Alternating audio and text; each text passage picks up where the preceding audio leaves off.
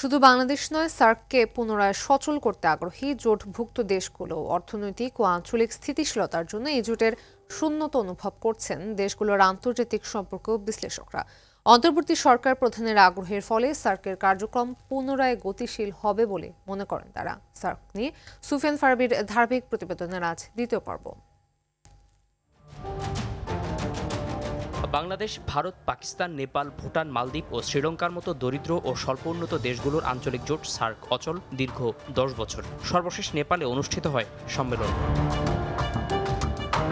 শ্রীলঙ্কা ও আফগানিস্তানের বিশেষজ্ঞরা মনে করেন এই জোটটি কার্যকর হলে অর্থনৈতিক মন্দা কাটিয়ে ওঠার পাশাপাশি গুরুত্ব পাবে আঞ্চলিক নিরাপত্তা।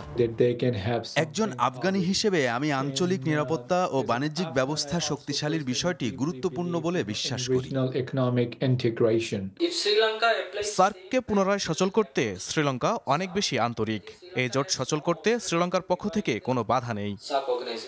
সার্কে গুরুত্বপূর্ণ ভূমিকা রাখতে বিশেষ আগ্রহ আছে তালেবান শাসিত আফগানিস্তানের, এমনটাই জানালেন দেশটির এই নিরাপত্তা বিশেষজ্ঞ।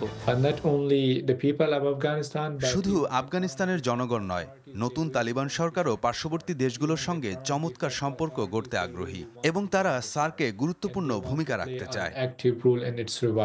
অন্যদিকে বাংলাদেশের অন্তর্বর্তী সরকার প্রধান ডক্টর মোহাম্মদ ইউনূসের পক্ষ থেকে সার্ককে পুনরায় সচল করতে যে পদক্ষেপ নেওয়া হয়েছে তাতে ইতিবাচক ফলাফলের আশা করছেন শ্রীলঙ্কার এই সংবাদকর্মী। ডক্টর মোহাম্মদ ইউনূস সার্ককে পুনরায় সচল করতে অনেক বেশি প্রচেষ্টা চালিয়ে যাচ্ছেন। আমি মনে করি সার্ককে পুনরায় সচল করা একটি চ্যালেঞ্জ, তবে অধ্যাপক ডক্টর ইউনূসের প্রচেষ্টা আমাদেরকে আশাবাদী করে।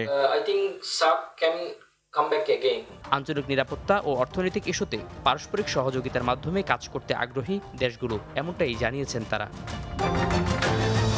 সুফিয়ান ফারাবি, RTV, ঢাকা।